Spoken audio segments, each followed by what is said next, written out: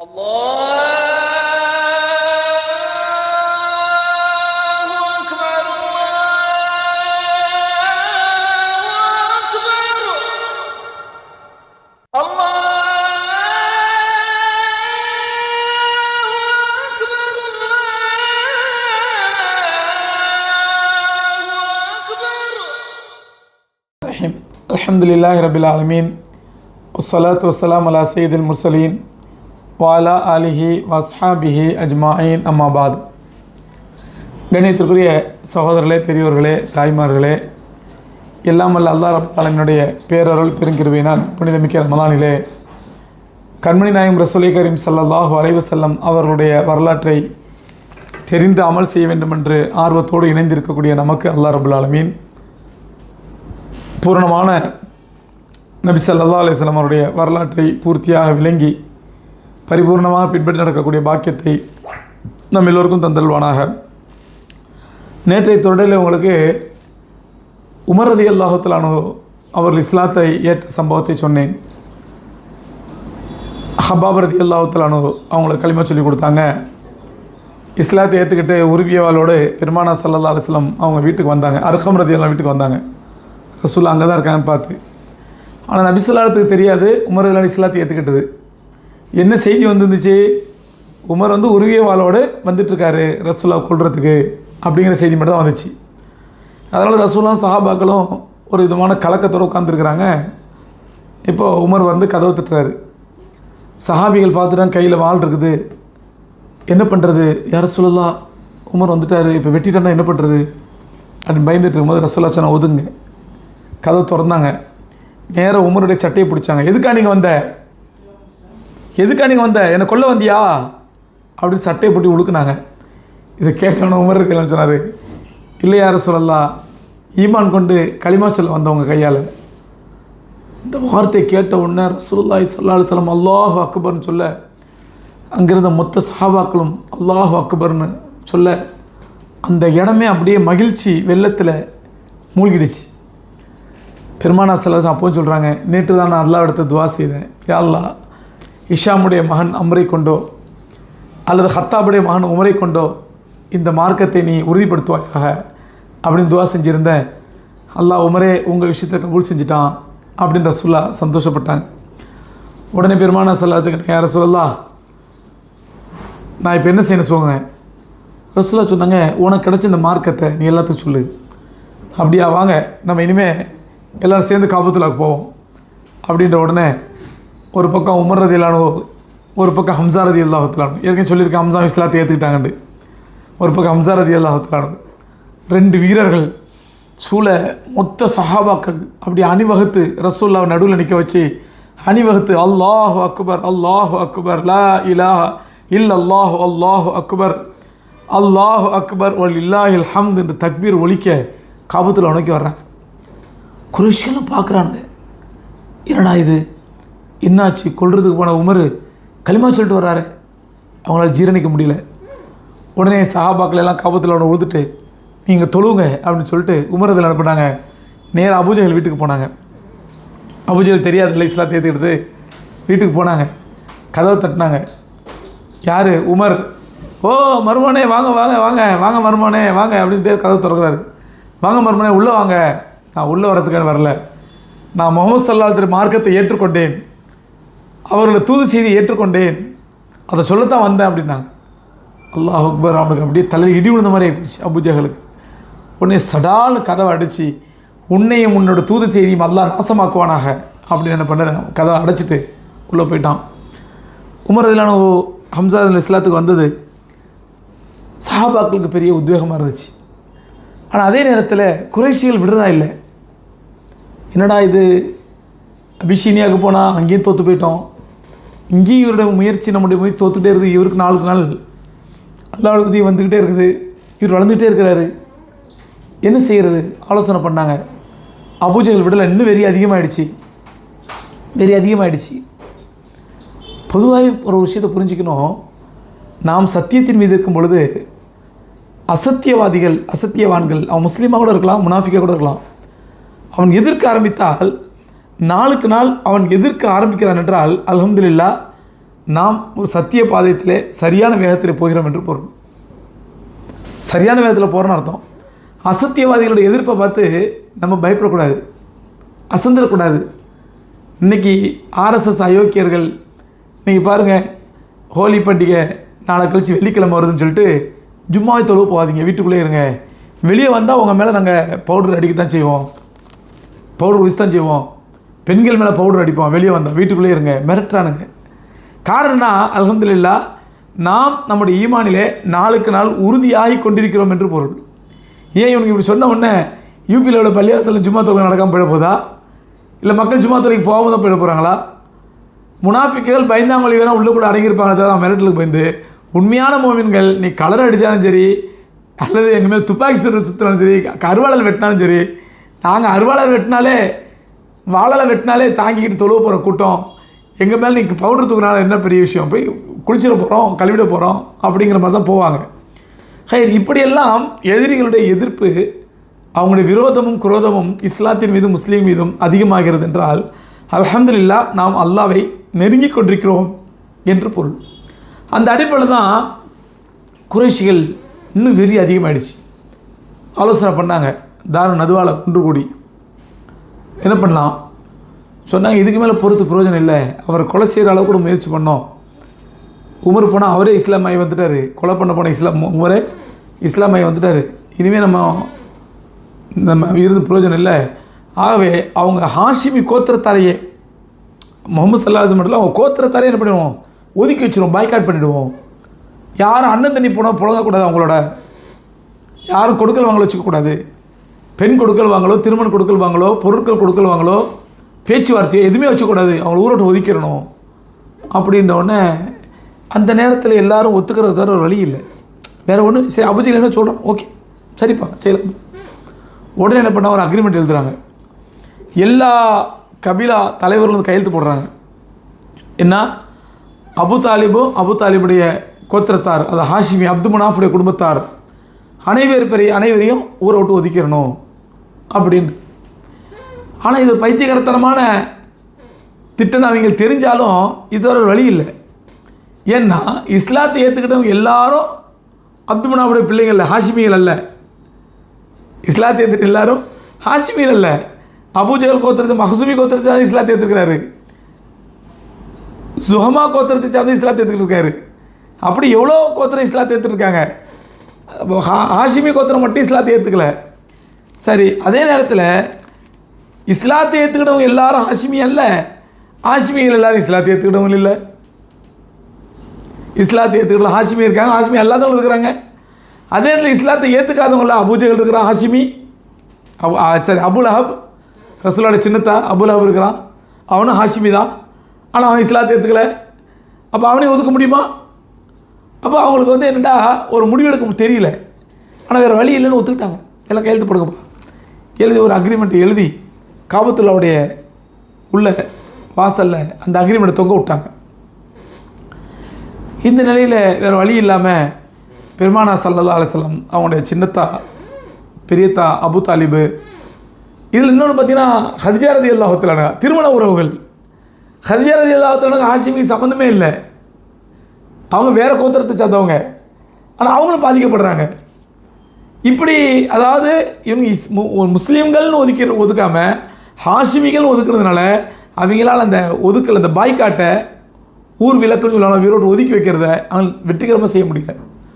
ஆனாலும் கூட இஸ்லாத்தை ஏற்றுக்கொண்டவர்கள் கடுமையான கஷ்டத்துக்கு ஆளானாங்க. குழந்தைகள் குடிக்க பால் கூட இல்லை, குழந்தைகள் குடிக்க பால் இல்லை, ரொட்டி செய்யறதுக்கு மாவு இல்லை, வீட்டில் யாரும் தரமாட்டாங்க. நான் ஊருக்காரங்க எந்த வியாபார கூடத்தில் வெளியூர்காரங்களை பேசலாம் பார்த்தா உடனே அபூஜஹல் பின்ட்டு அவங்களுக்கு கொடுத்துறாங்க, நாங்கள் எல்லாம் பாய்காட் பண்ணி வச்சுருக்கோம், அவங்களோட தண்ணி அண்ணன் தண்ணி புழங்கக்கூடாது, நீங்கள் அவங்கள்ட்ட பொருளை விற்றீங்கன்னா இனிமேல் ஊருக்குள்ளே வந்து எங்கள்கிட்ட பொருளை விற்கக்கூடாது. அப்போ அவன் பார்க்குறான், இப்போ இவங்களாம் கொஞ்சம் சின்ன மக்கள், ஊரில் பெருங்கொண்ட கூட்டுறது, நம்ம அவனை பகிச்சிட்டு இவனுக்கு உதவி செய்ய முடியாது. முஸ்லீம்களுக்கு விற்க வர்றவங்க கூட, ஹாஷிமிகளை விற்க வர்றவங்க கூட ஒட்டத்தை திருப்பிட்டு அங்கே போயிடுறான். இதனால் கடுமையான பொருள் பஞ்சம், பணப்பஞ்சம், உணவுப் பொருள் பஞ்சம், கடுமையான பஞ்சங்கள். இந்த நிலையில் நான் ஏற்கனவே சொன்னேன், ஹதிஜா ரலியல்லாஹு தஆலாவுக்கு ஒரு அடிமையை கொடுத்தார் ஹக்கீம் என்பவர். அதாவது ஹதிஜா ரலியல்லாஹு தஆலாவுடைய அண்ணன் மகன் ஹக்கீம் என்பவர் நல்ல மனுஷன், நல்ல மாமி மேலே ரொம்ப பாசம் ஹதீஜா ரலியல்லாஹு மேலே. அவர் தான் அவருக்கு திருமண பரிசாக ஒரு அடிமையை கொடுத்தாருன்னு சொன்னேன், ஸெய்த் இப்னு ஹாரிஸாவை ரலியல்லாஹு அன்ஹு. அந்த ஹக்கீம் என்ன பண்ணார், ஒரு நாள் ஒரு ஒட்டகத்துக்கு மேலே இல்லை மக்கள் பட்டினி கிடக்கிறாங்க, தன் மாமியும் பட்டினி கிடக்கிறாங்க, எவ்வளோ பெரிய செல்வ சீமாட்டி அந்தம்மா, ரசூலுல்லாஹி இஸ்லாத்தை கல்யாணம் பண்ண ஒரே காரணத்தினால, இஸ்லாத்தை ஏற்றுற ஒரே காரணத்தினால அந்தம்மா பட்டினி கிடக்கிறாங்க, சாப்பாடு இல்லை.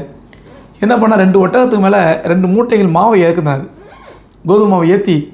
நம்ம தானே கொண்டு போய் கொடுக்கூடாது, ஒட்டகத்தை விரட்டி விட்டார், போ அங்கே போ, அந்த பள்ளத்தாக்க போ, அங்கே தங்கிற பள்ளத்தாக்க போ. இவங்க ஒட்டகத்தை என்ன பண்ண முடியும், ஒட்டகத்தில் பேச மாட்டேன்னு சொல்ல முடியுமா, நம்ம கொண்டு போனால் தானே பிரச்சனை பண்ணுவானுங்க அப்படின்னு என்ன பண்ணிட்டாரு, தன் மாமி மேலே உள்ள இறக்கத்தில் முதல்ல 2 ஒட்டகத்தை அனுப்புவோம், அது என்ன ஆகுதுன்னு பார்த்து அப்புறம் முடிவு பண்ணி 2 ஒட்டகத்து மேலே மாவு மூட்டை ஏற்றி அனுப்பி விட்றாரு. இந்த ஒட்டகம் போகிறத அபூஜஹல் பார்த்துட்டான், வந்து என்ன ஒட்டகத்தை பிடிச்சிட்டான், நிறுத்து, ஒட்டகம் எங்கே போகுது ஹக்கீம்கிட்ட கேட்டான். ஹக்கீம் சொன்னார், ஒட்டகத்து மேலே யாராவது ஆள் போனால் தான் ஆள்கிட்ட கேட்கணும் ஒட்டகம் எங்கே போகுதுண்டு, இல்லை ஒட்டகத்தை பிடிச்சி யாராவது இழுத்துட்டு போனால் தான் கேட்கணும் ஒட்டகத்தை எங்கே கொண்டு போகிறேன்னு. ஒட்டகம் தானாக போகுது, ஸோ அதிட்டு பிக்கல் எங்கே போகுதுண்டு, அதிட்டு பிக்கல் போகிற எங்கே போகுதுண்டு அப்படின்னு உடனே அபூஜஹல் என்ன பண்ணான், பலாரும் ஒரு அடி அடித்தான் ஹக்கீமை. இந்த விளையாடுறியா, ஏன்னா அபூஜஹலுக்கு எல்லாருமே பயப்படுவாங்க.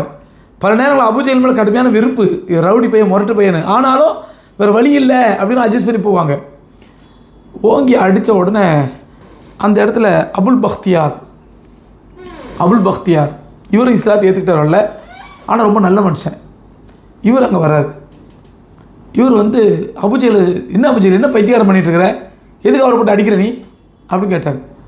எதை கேட்டால் ஒன்றே அடிப்பேன். அவர் என்ன பாய்க்காட்டை மீறி வந்து ஒட்டகத்து மேலே மாவு அடித்து அவங்க மாமிக்கு அனுப்பி விட்றாரு, அவர் மட்டும் தான் புத்திசாலியா, ஒன்றே அடிப்பேன். உடனே அபுல் பக்தியார் எங்கே அடி அப்படின்றாரு. அபூஜஹல் கையை ஓங்கினானு இல்லையா, இவர் கையை அப்படி முறுக்கி அப்படி கீழே தள்ள இருப்பாங்க, பொத்தட்டு கீழே விட்டான் அபூஜஹல். யார்கிட்ட விளையாட்டு காட்டுற, கீழே விழுந்தோடனே ஹக்கீமும் அபுல் பக்தியார் 2 பேரும் ஏறி மீதி மிதிச்சாங்க அபூஜஹலை. யார்கிட்ட விளையாட்டு காட்டுற, இந்த விளையாட்டு எங்கள்கிட்ட வச்சுக்காத அப்படின்னு மிதித்த உடனே அபூஜஹல் ஒரு வழியில், இவங்க 2 பேருமே கொஞ்சம் சமுதாயத்தில் பெரிய ஆளுங்க. அப்போ பார்த்தா சரி அவர் மாவு விட்டால் இருந்தாலும் சுமந்து போச்சு, நான் விட்டுருக்கணும், தேவையில்லாமல் விட்டு போய் வாயை விட்டு மாட்டிக்கிட்டோம் அப்படின்னு என்ன பண்ணிட்டான், மனசுக்குள்ளே கருவிக்கிட்டு வந்துட்டான். இப்படியே கிட்டத்தட்ட 2 வருடங்கள் ஓடுது. இந்த 2 வருடங்களுக்கு இடையே இன்னொரு சம்பவம் நடக்குது. என்னென்னா, தப்பத் யதா அபீ லஹபின் வ தப் மா அக்னா அன்ஹு மாலுஹு வ மா கஸப். இந்த ஆயத்தை இறங்கி எப்போ இறங்கி சொன்னேன், அதான் ரசூலுல்லாஹி முகத்தில் 2 கையால் அபூ லஹப் மண்ணெளி போடுவது, அந்த அபூ லஹபுடைய 2 கரங்களும் நாசமாகட்டும் அப்படின்னு ஆயத்தை இறங்க சொன்னோம் இல்லையா. அதில் அடுத்த ஆயத்து ஒம்ரஅத்துஹு ஹம்மாலத்தல் ஹத்தப் ஃபீ ஜீதிஹா ஹப்லும் மின் மஸத்.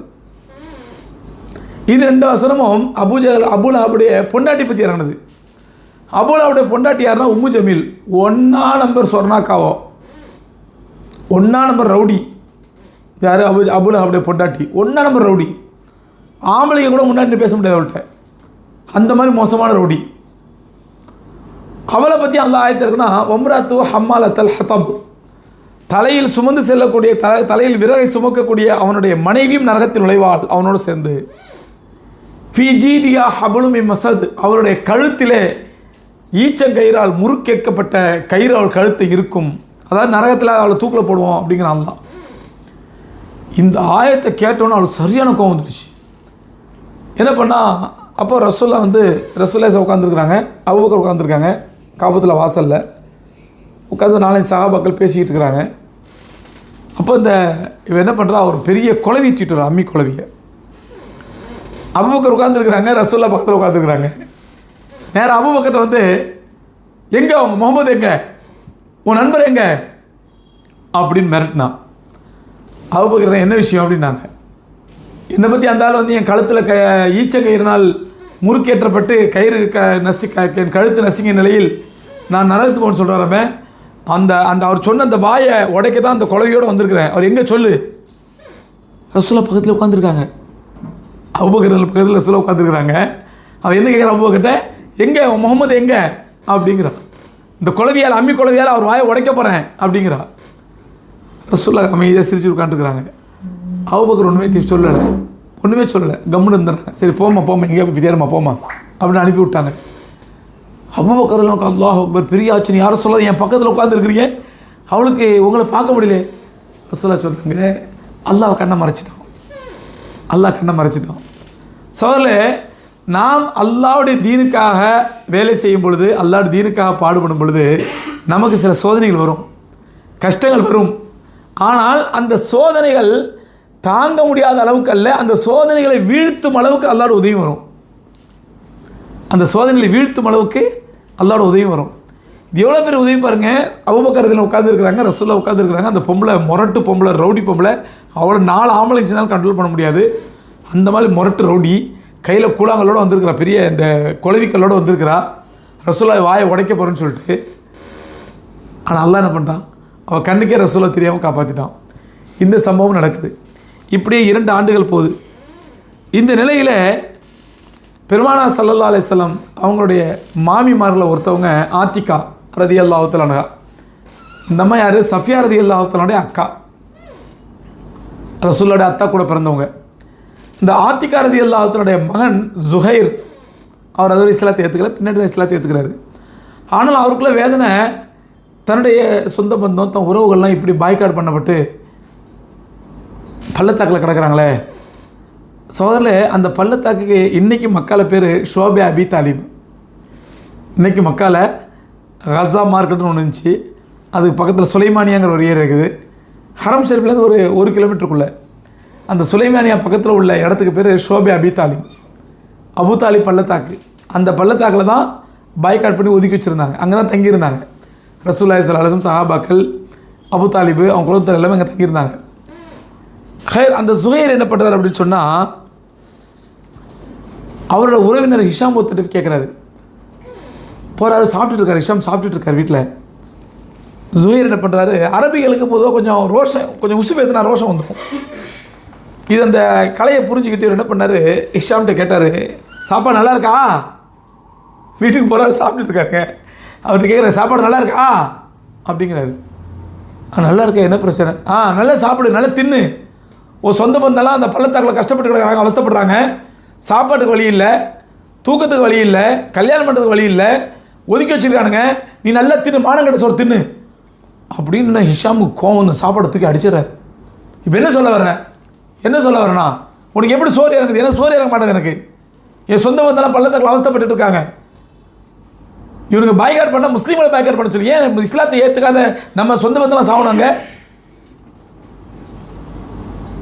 இஸ்லாம் சொல்ல, ஆமாம் வாஸ்தவம் தானே, இதை பற்றி எனக்கே யோசிச்சியா நீ? ஆமாம், வாங்க போய் எல்லாம் போய் அபுஜல்கிட்ட கேட்போம். அபுஜல்லாம் கேட்டு பிரயோஜனம் இல்லை, இந்த ஒப்பந்தம் உடைக்கணும். நான் தனியால் உடைக்க போகிறேன், எனக்கு ஏதாவது சப்போர்ட் பண்ணிங்கன்னா எனக்கு பெரிய உதவியாக இருக்கும், நான் சப்போர்ட் பண்ணுறேன் அப்படிங்கிறாரு ஹிஷாம். அப்போ ஹிஷாம் சொல்கிறார், நம்ம 2 பேர் போய் பேசினா நல்லா இருக்குப்பா, இன்னொன்று யாராவது கொஞ்சம் ஸ்ட்ராங்கான ஆள் இருந்தால் நல்லாயிருக்கும், நியாயமாக யோசிக்கிற ஆள் யார் கேட்கலாம். அப்போ அவங்க ஞாபகத்தில் முத்தாயிம் ரலியல்லாஹு தஆலா அன்ஹு, அவர் அப்போ இஸ்லாத்தை ஏற்றுக்கல, அவருக்கு நியாயமாக யோசிப்பார். முத்தாயிம்ட்டு கேட்பான், வாங்க போகலாம், முத்தாயிம்ட்டு போவோம். கரெக்டாக போனால் இவரும் சாப்பிட்டுட்டு இருக்காரு. அந்த நேரத்தில் முத்தையும் சாப்பிட்டுட்டு இருக்காரு. இப்போ இவர் ஜுஹைர் சொல்கிறாரு, நான் 1 வாரமாக சோறே திங்காமல் இருக்கிறேன், உங்கள் நண்பர் ஹிஷாம் இருக்கிறாரு, இவர் சாப்பிட்ட தட்டை தூக்கி எரிஞ்சிட்டு வந்துட்டாரு, நீ நல்லா தின்னு, உனக்கு ஒரு பிரச்சனை, நல்லா தின்னு. என்னப்பா சொல்கிற, நான் ஏன் வீட்டு உன் வீட்டு சொத்தான் திங்கிறேன், ஆனால் மானங்கட்ட சோறு உனக்கு எப்படி இறங்குது? என்னப்பா சொல்கிற?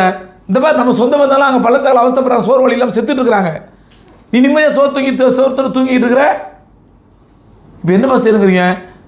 ஏன்னா உனக்கு கொஞ்சம் ரோஷம் இல்லையா உனக்கு? இந்த மாதிரி ஒப்பந்தம் பண்ணி காவத்தில் தொங்க விட்டுருக்காங்க, ஒப்பந்தம் நம்ம கிழிச்சு எறிய வேண்டாமா? நானும் வரேன்பா. 3 பேர் சேர்ந்தாங்க. 4ஆவதாக போகிறாங்க, வழியில் ஒருத்தர் வர்றாரு. அவர் யாருன்னா, சூப்பர் ஆள் வந்துட்டார், இவர் சூப்பர் ஆள், இவர்கிட்ட கேட்போம், யார்?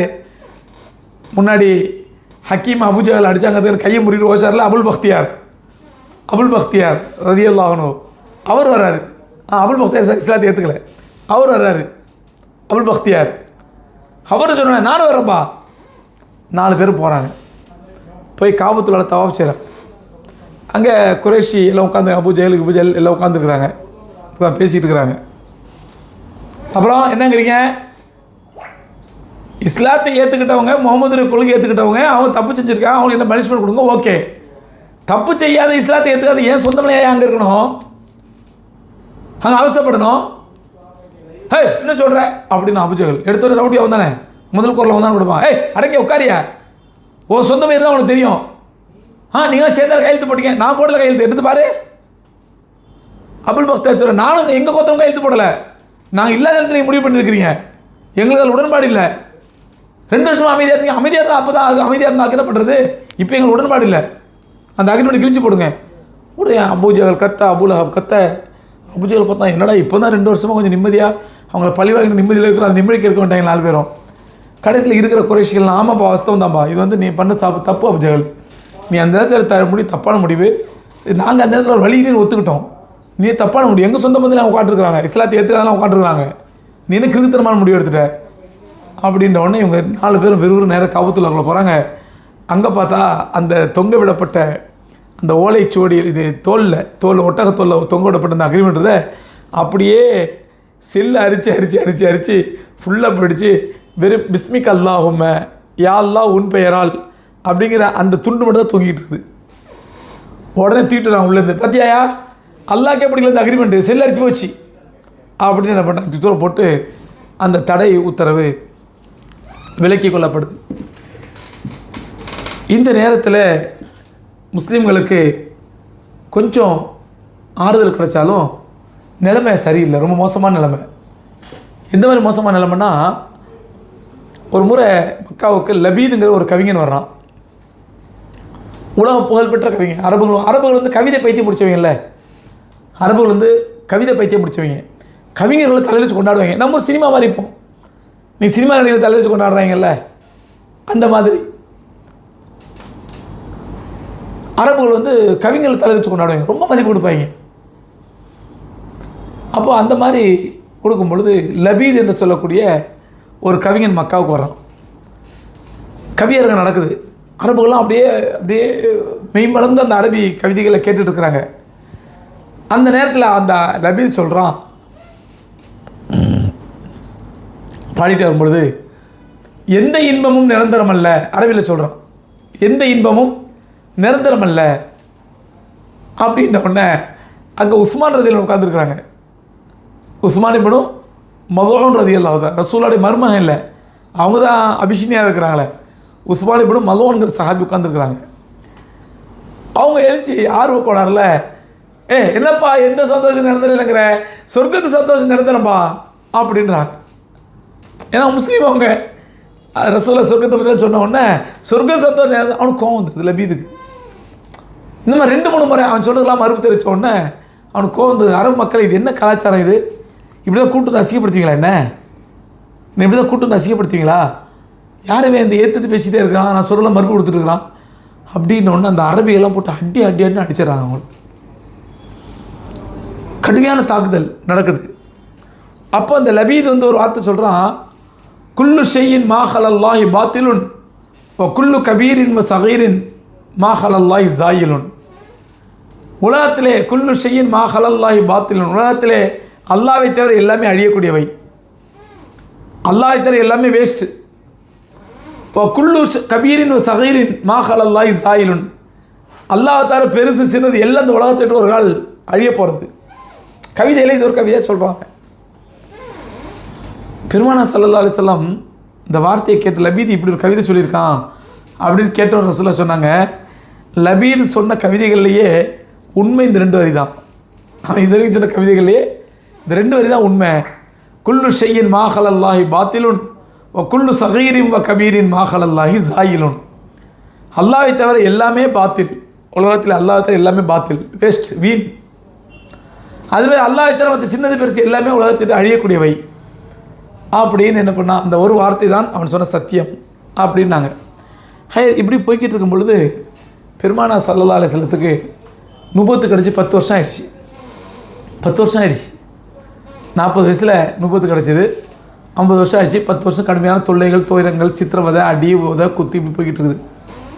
இந்த நேரத்தில் பெருமானார் ஸல்லல்லாஹு அலைஹி வஸல்லத்துக்கு ஒரு பெரிய இடி மாதிரி ஒரு செய்தி, துயரத்துக்கு மேலே ஒரு துயரமாக என்ன வச்சுருந்துன்னா, அவங்களுடைய அருமை மனைவியார் ஹதிஜா ரலியல்லாஹு தஆலா வஃபாத் ஆகிட்டாங்க.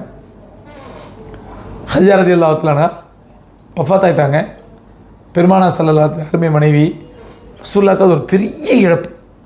ரசூலுல்லாஹ் ரைட் ஹேண்ட் மாதிரி இருந்தாங்க எல்லா விஷயத்துலையும். எந்த அளவுக்கு நான் பின்னாடி சொன்னாங்க, தன்னுடைய அதான் ஆயிஷா ரலியல்லாஹு அன்ஹா கோவப்படுவாங்க ரசூலுல்லாஹ்ட்ட. என்ன எப்போ பார்த்தாலும் அந்த மூத்தா படம் கிளவியை பற்றி பேசிகிட்டு இருக்கிறீங்க, நான் சின்ன பொண்ணு எதை பற்றி பேசாமல் அந்த கிளவியை பற்றி பேசிகிட்டு இருக்கிறீங்க அப்படிங்குவாங்களாம். என்ன அந்த அம்மா கிளவி தானே, ரசூலுல்லாஹோட 15 வயசு கூட இல்லை. ஆனால் ரசூலுல்லாஹி ஸல்லல்லாஹு அந்த அம்மா செஞ்ச தியாகம், அந்த அம்மாவோட உதவி. ஒரு கட்டத்தில் சொன்னாங்க, நான் உலகத்தில் எனக்கு யார் யாரெல்லாம் எந்தெந்த ரூபத்திலெல்லாம் உதவி செய்தார்களோ அது எல்லாத்துக்கும் நான் கைமாறு பண்ணிட்டேன். ஆனால் ஹதிஜாவோட உதவிக்கு மட்டும் இதுவரை கைமாறு செய்யலை. இன்ஷா அல்லாஹ் நான் கியாமத்தினாலே மறுமையில் ஹதிஜாவுக்கு கைமாறு செய்வேன் அப்படின்னாங்க. அந்த அளவுக்கு ரசூலுல்லாஹி ஸல்லல்லாஹு அலைஹி வஸல்லம் உதவியாக ஒத்தாசையாக இருந்த ஹதிஜா ரலியல்லாஹு தஆலா வஃபாத் ஆயிடுறாங்க. ரசூலுல்லாஹ் தன்னுடைய 4 பெண் மக்கள் ஃபாத்திமா, ருக்கையா, உம்மு குல்சூம், ஜெய்னப், மூத்த மகள் ஜெய்னப் எல்லாத்துக்கும் ரசூலுல்லாஹ் வந்து ஆறுதலாக இருந்து, ஒரு தந்தையாக இருந்து, தாய் இறந்த பிள்ளைங்களுக்கு ஆறுதலாக இருக்காங்க ரசூலுல்லாஹ். இது குடும்ப ரீதியாக ரசூலுல்லாஹ்க்கு ஒரு பெரிய இழப்பு, சோதனை. அடுத்து பட்டக்காலே படுங்குவாங்க தமிழில், ஒரு சோதனை வந்து அடுத்தடுத்து வரும்னு சொல்லி, அந்த மாதிரி அடுத்த ஒரு பெரிய துயரம் என்ன அப்படின்னா, கொஞ்ச நாள்லேயே ரசூலுல்லாஹ்வுடைய பெரிய தகப்பனார் அபு தாலிப் எல்லா விதத்திலும் சப்போர்ட்டாக இருந்தவர். அபு தாலிப் நோய்வாய்ப்படுத்துறாரு.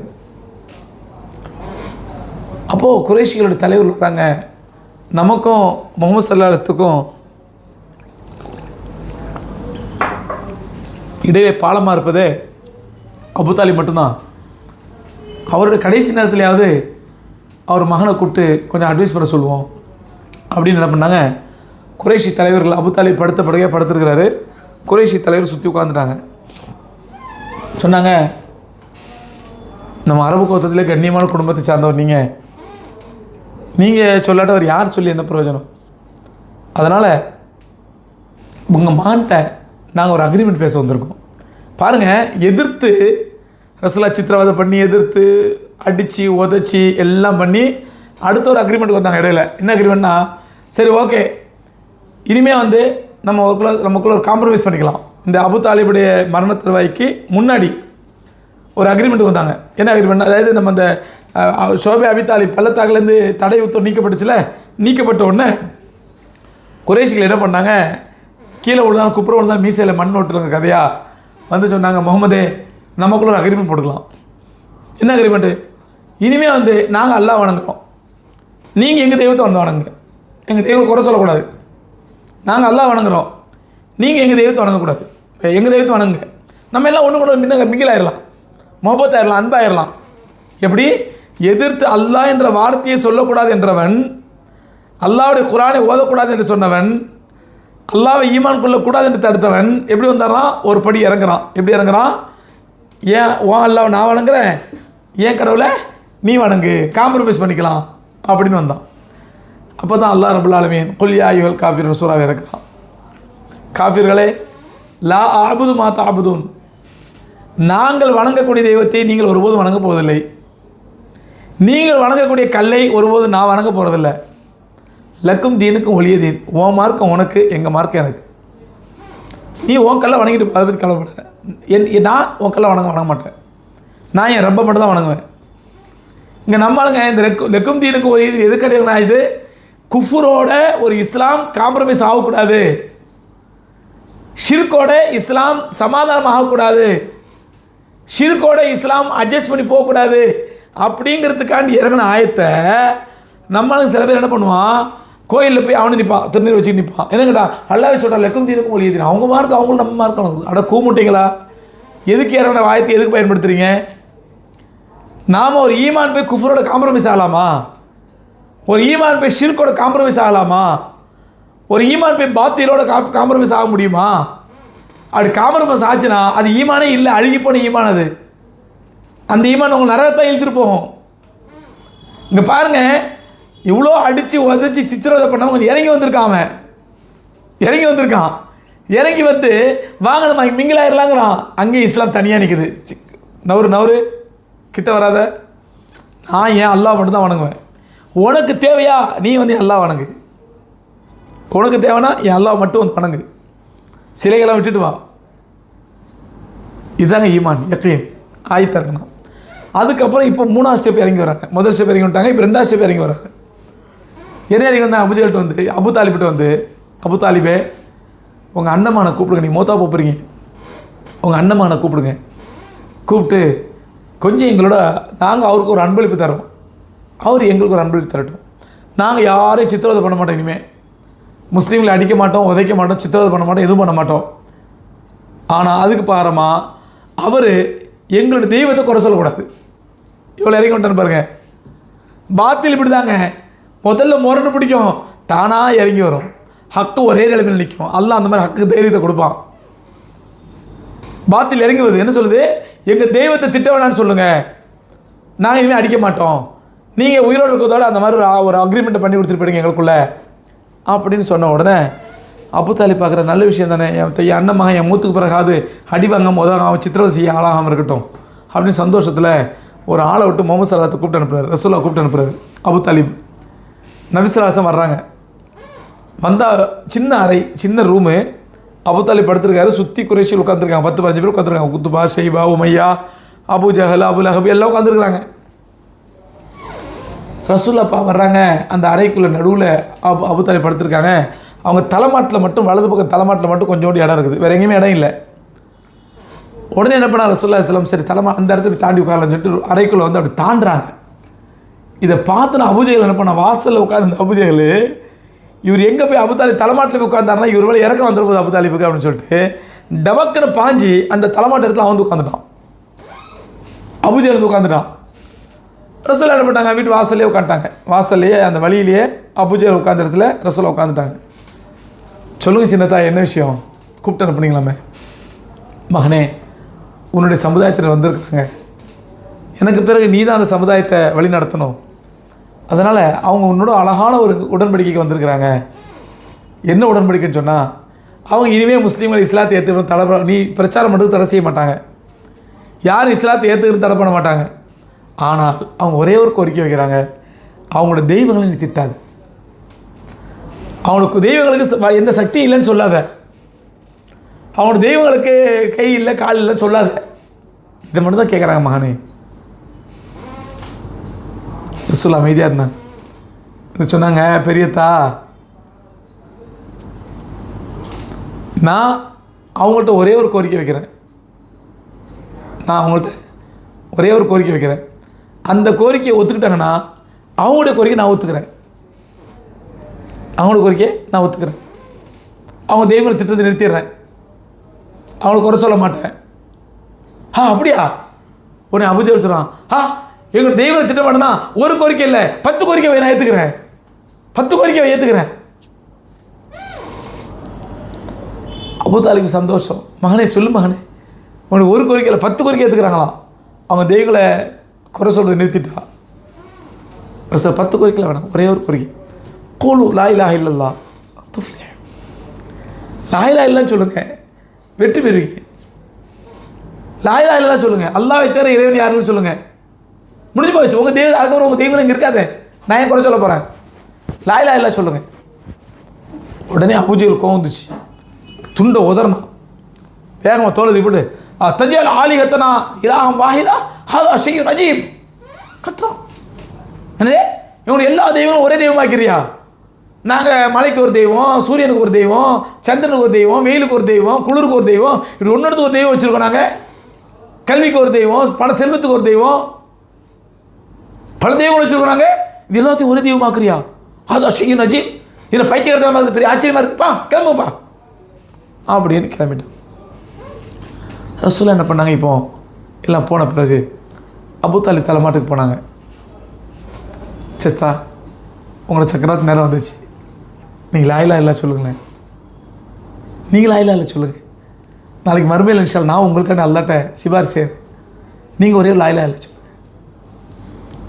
அபூஜஹல் அந்த ஒரு வார்த்தைக்கு பதிலாக லா இலாஹ இல்லல்லாஹ் என்ற ஒரு கலிமாவுக்கு பதிலாக அந்த சக்கராத்து நேரத்துலேயும் நூற்றுக்கணக்கான களிமா பேசுகிறாரு. என்ன சொல்கிறார், மகனே, நான் களிமா சொல்கிறது எனக்கு ஆச்சரியம் இல்லை, நான் அப்படி முஸ்லீம் ஆகிட்டேன்டா, இந்த குறைஷிகளாம் என்ன சொல்லுவாங்கடா, அவர் ஏதோ பயந்து தான் முஸ்லீம் ஆகிட்டார் அப்படின்னு நான் கோலை ஆக்கிடுவானுங்க. சாவுற நேரத்துலேயும் பாருங்கள், அந்த ஈகோ, தான் ஊர் பெருமை, 4 பேர் என்ன சொல்லுவான், 4 பேர் என்ன பண்ணுவான், அந்த 4 பேருக்கு பயப்படுறவன், இந்த 4 பேருக்கு பயப்படுறவன் கடைசி வரைக்கும் ஒருத்தருக்கு பயப்பட மாட்டான், அது அல்லாஹ்வுக்கு பயப்பட மாட்டான். 4 பேரை பற்றியே யோசிக்கிறவன் ஒருத்தரை பற்றி அல்லாஹ் பற்றி யோசிக்க மாட்டான். அந்த லிஸ்ட்டில் உள்ளதான் அந்த அபுதாலிப். இந்த ஊர் மக்கள் குறைஷி 4 பேர் என்ன பேசுவாங்கண்டா, ஏதோ நான் இதுக்கு பயந்து நரகத்துக்கு பயந்து களிமா சொல்லுன்னு சொல்லுவாங்க, அதனால் மகனே நீ நல்லா இருப்பா, நான் களிமா சொல்ல மாட்டேன். ரசூலுல்லாஹ் வற்புறுத்துறாங்க, இல்லை அவர் சக்கராத்து இழுக்குது, கடைசி நேரத்தில் ஒரு களிமா சொல்லுங்க, ஒரு களிமா சொல்லுங்க, ஒரு களிமா சொல்லுங்க. முடிஞ்சு போச்சு, அபுதாலிப் ஜோலி முடிஞ்சு போச்சு. நபி ஸல்லல்லாஹு அலைஹி வஸல்லம் கடுமையாக வருத்தப்பட்டாங்க, கடுமையான வருத்தம், வேதனை. ஆனால் இது நம்ம பெரிய தாய் இவ்வளோ உதவியாக இருந்தார், இவ்வளோ ஹெல்ப்பாக இருந்தார், இவ்வளோ ஆதரவாக இருந்தார், அவருக்கு ஈமான் கிடைக்காம போயிடுச்சே அப்படின்ட்டு அவருடைய கவலையை வெளிப்படுத்தி அழுகுறாங்க. சகோதரர்களே, அல்லாஹ் ரப்புல் ஆலமீன் பெருமானா ஸல்லல்லாஹு அலைஹி வஸல்லம் உடைய இந்த கவலையை பார்த்து, ரசூலுல்லாஹ் இந்த அழுகையை பார்த்து கோபப்பட்டான். கோபப்பட்டு கண்டித்து ஆயத்தை இறக்கணும். எதுங்க ரசூலுல்லாஹ் எதுக்குங்க அழுதாங்க? தான் பணம் போயிடுச்சே, சொத்து போயிடுச்சுன்னு அழுதாங்க. தன்னுடைய பெரிய தகப்பனாருக்கு ஹிதாயத்து கிடைக்கலையே, ஈமான் கிடைக்கலையே அப்படின்னு அழுதாங்க. அந்த அழுகையை பார்த்து, பெருமானார் அந்த வேதனையை பார்த்து அல்லாஹ் கோபப்பட்டான், சந்தோஷப்படலை, கோபப்பட்டான். கோபப்பட்டு கண்டித்து ஆயத்தை இறக்கணும். ஏன் கோபப்பட்டான், ஏன் கண்டிச்சான்? இன்ஷா அல்லாஹ் நாளைக்கு பார்க்கலாம். நாளைக்கு சீக்கிரம் வந்துடுங்க, ஆரம்பத்திலே வந்துடுங்க, நாளைக்கு பார்ப்போம் இன்ஷா அல்லாஹ். 5 நிமிஷத்துக்கு பிறகு கேள்வி பதில் செஷன் ஆரம்பமாகும். இன்ஷா அல்லாஹ் கேள்வியில் கேளுங்க. அஸ்ஸலாமு அலைக்கும்.